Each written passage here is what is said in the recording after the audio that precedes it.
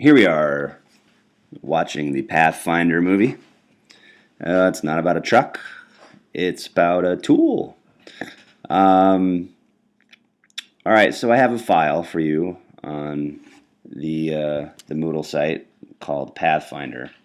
It also occurred to me that uh, instead of saving these exercises as CS3, I should save them incrementally as CS3, CS4, and CS5, because when a CS5 user opens up a CS3 file, we lose all of our artboards, which I kind of forgot about that, and I didn't realize it until I went and opened one up to look, to go back and look, and it was funky.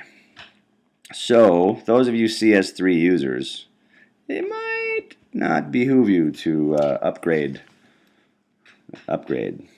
But at the same time, I just want to say wait.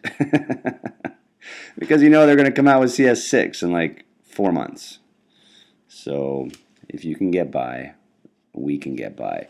Anyways, you'll see that there are now multiple versions of some of these exercises. There's one for CS3 users, one for CS4 users, and one for the oh-so privileged CS5 users.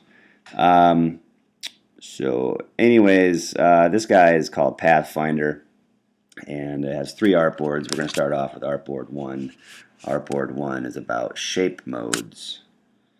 You can see it right above the artboard. Pathfinder, what is the Pathfinder? The Pathfinder is a panel tool. So I have to go to Window, Pathfinder, and it opens up the Pathfinder.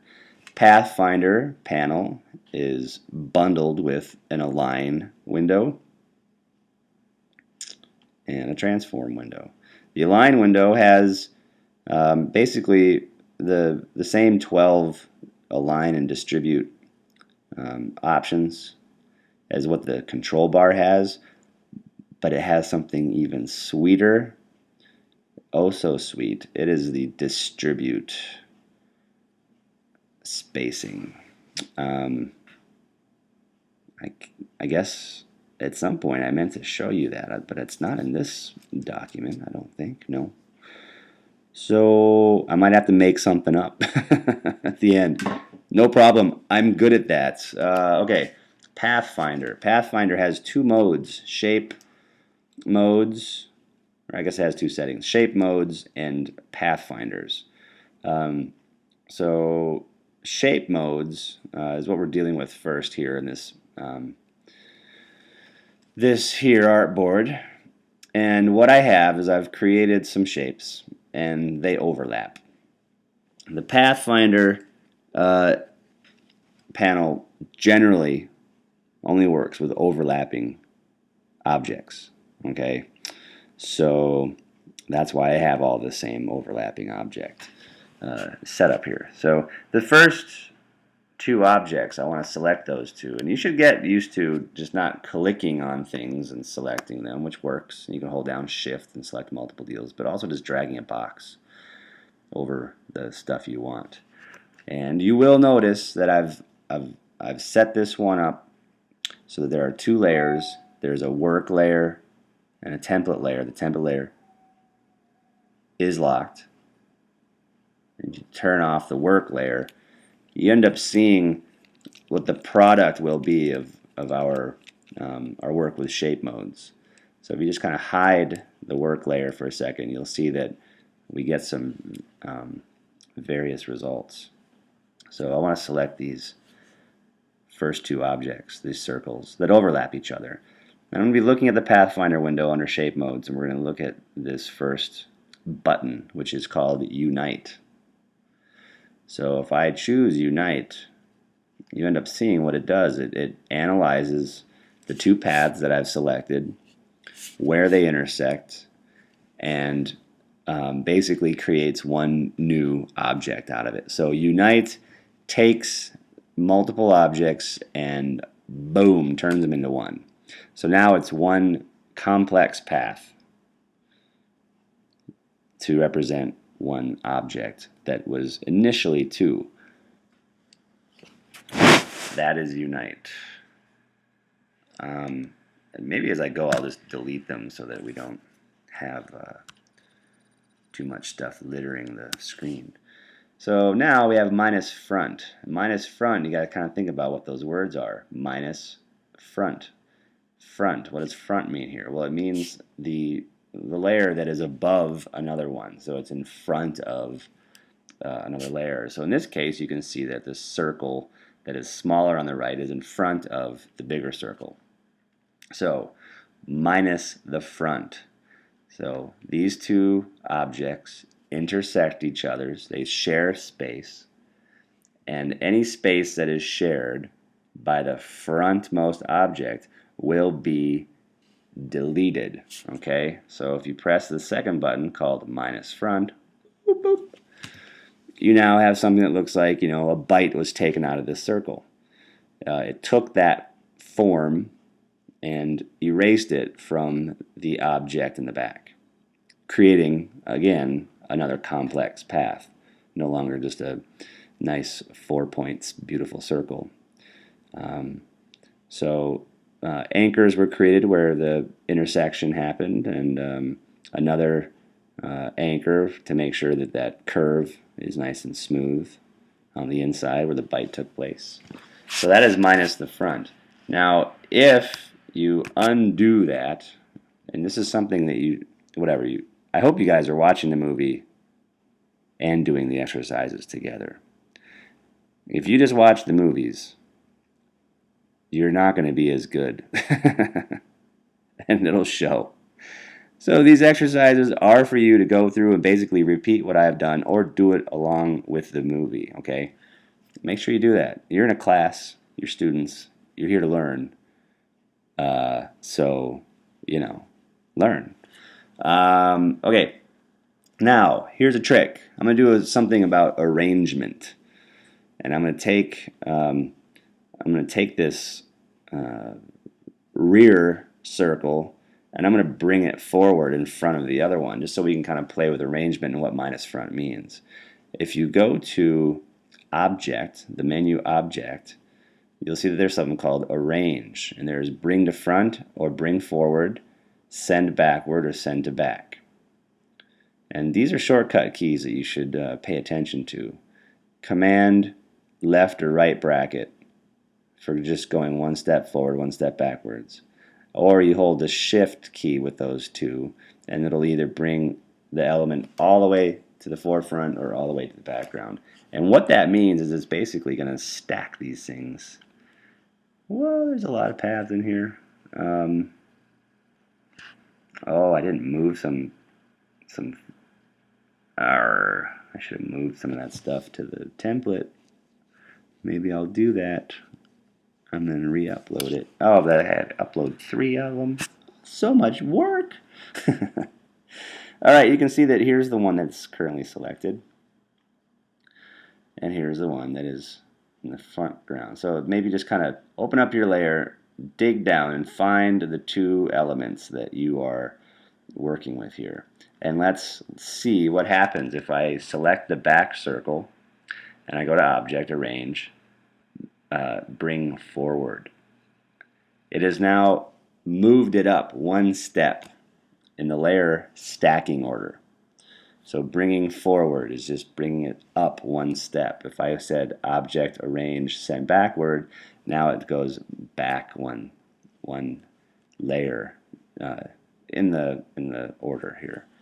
So you can kind of see it happening in the Layers panel. If I was to choose Bring to Front, yes, it goes to the front, but it's in front of every other layer in there as well.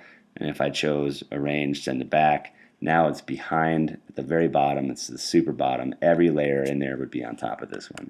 I'm just going to hit undo twice and put it back where it was. So one step forward. Now selecting the 2 and choosing minus front, now it does the opposite. This was the front layer, this was the back layer, and it took a larger bite out of that small piece. I'm just going to go back to what we had. In fact, I'll just delete it. That should make sense now. Okay, so intersect. These 2 paths on the bottom left intersect each other. and there's an intersect button. And just by looking at the little preview icon of that little button, you should be able to tell that where these two objects overlap is going to be retained, and everywhere outside will be left behind. So if I hit that button, boop, it leaves us with kind of a, like an eye shape or whatever awkward football shape. So that's the area where they overlapped. Everything else is gone. Just like that. And then we have exclude. And exclude also looks at the overlap, that shared area. And this time, instead of retaining it like intersect did, it's going to get rid of it. So we will be left with a hole. So we just cut a hole out where those two shapes shared space. Now we have a super complex path. And this is one shape. If I click off of it and then back on, you'll see that they are not separate like they were originally. They have now been put together into one form because their paths basically are, working around each other, creating a crazy closed path. It's crazy. All right, so that's exclude, cutting holes in things, okay, with shared area. And then if we jump over to our next artboard, we're in the Pathfinder's zone here. And I'm going to select the first two on the left. It's under the divide section. So if I go to my Pathfinder's buttons, the very first one on the left is divide. And divide, when I select it, you can kind of see the results.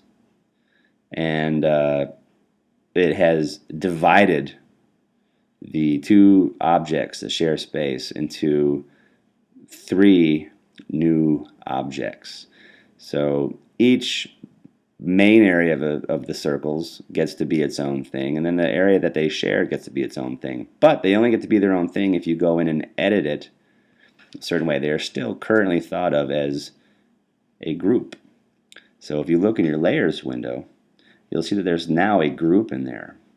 That group has 3 paths. And you can select each path separately, which means that you could also move the paths separately if you select them that way. The other way to do it, see, I just broke it up. It's pretty cool. The other way to do it would be to either double click on it and go into your isolation mode. Now each of them are separate.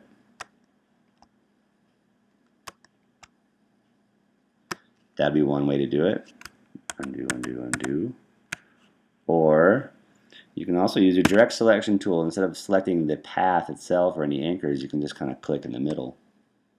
And that allows you to select individual paths.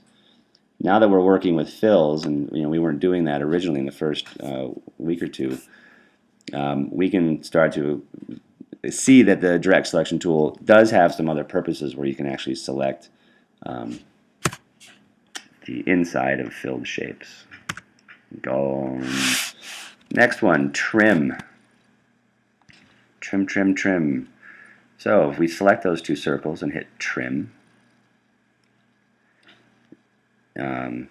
we have now taken the path and, oops, I'm going to have to do this again. It's another group. I'll use my direct selection tool. And you've trimmed it so that you end up having basically the same result as the minus front feature of the shape modes. But instead of the front object disappearing, it sticks around, giving you a few more options of what you could do. But you can see it still took a bite out of that back circle. So the front object ends up staying complete. The rear object ends up being impacted, but it just doesn't trash anything yet. It just kind of keeps it hanging around. You'll also notice it lost its stroke, and that's something that some of these Pathfinders will have an effect on. They simplify the shape. They'll keep the fill, but sometimes it's too hard or it just doesn't make sense, whatever. It's not capable of maintaining stroke information in order to complete the assignment. However, at any time you could just go back in and give them both. Oh, their strokes 4 point, 5 point. Oh, was it 4 point? So, oops, I keep doing that. A. There we go. So you could add the stroke back after the fact, or not. I'm just gonna delete them. Bye. Merging. Now merging. If you select those two and you choose merge, same result as a unite. Only just kind of different. I don't know why you would use this one and not unite. Because this one, when you use it, it simplifies the path, gets rid of the stroke information. But that's basically the same thing, right? Okay, cropping. Cropping. There's a crop button. If you select those two and choose crop, look at that. It's the same result as intersect. Almost the same result. The only difference is that we now have a compound path, a complex path, that is sharing some information of the overlap. We've retained the frontmost layer and still have the capability of doing something with the circle form, but it has been intersected with a new line from the first circle and only shows that intersected part. And I haven't found too many uses for this one, but whatever, you might. Who knows? We should at least just know what they do. Outline. Outline is the fifth one here. Boop. And it just basically creates a complex path. So those paths are united. You will not be able to move those paths separately. And it gives you the outline, anchor, and path information. But very simple stroke. So you could go in and add that stroke back if you wanted to. It was a stroke set at 0, so you don't see it. But if you just select it and start adding your stroke, so you totally could. And you could even go back in and fill it again if you wanted to. I filled it reverse. It's crazy. All right, but it's complex path now. I'll get rid of it. Now minus back, you should be able to figure out now what minus back is going to do. We did minus front. Now he said minus back. So there's that guy. Kind of a no-brainer. And then here, this is like the part of the exercise that I want you to do. What are you going to do to get those two orange and red circles to appear and present themselves like the gray object below?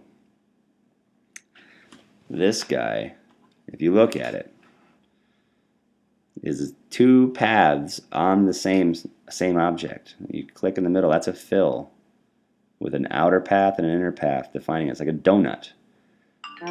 It's as if a hole was punched out of this larger circle. This larger circle, which may be in the back, and this hole, which may be from something that perhaps was in front. And look, it's perfectly aligned to a vertical and horizontal center. How did that happen? So think about the last movie you watched about alignment and the different types of alignments, artboards, selections, key objects, and see if you can get this artwork executed. I'm going to do it, but I'm just letting you think for a little bit first before you jump to it. In fact, if you're working and watching the video, pause the video, see if you can do it, and then come back and watch the answer. If you're just watching it and not working, and plan on working after you watch the movie, then stop the movie, go through this exercise, and see if you can do it. If you can't, come back and watch it, the rest of it. So do that now, and then come back. And for those of you that are still watching, how do you do it? How do you do it? I would select the two circles. I would define the large one as my key by clicking on it a second time. It now has the super selection outline. I am going to choose align horizontal center, and then I'm going to choose align vertical center. They are now perfectly in alignment. I have a back layer and a front layer. I'm going to select those two, and I'm going to use minus the front, or exclude. Wait a minute. Inset minus front. Exclude minus front. See, I knew what I was doing, but I looked at that one. It looked like a donut. Minus the front. Boom. Cuts a hole in it. I now have one compound path that is two paths with a fill, stroke, and it's completely transparent in the middle. You can see through it. Oh wait, I should bring it to the front. Doink. There you go. So you can see through that. That's a hole. Pretty awesome. I hope you figured that one out before watching the video, because you are so smart. That's it for the Pathfinder.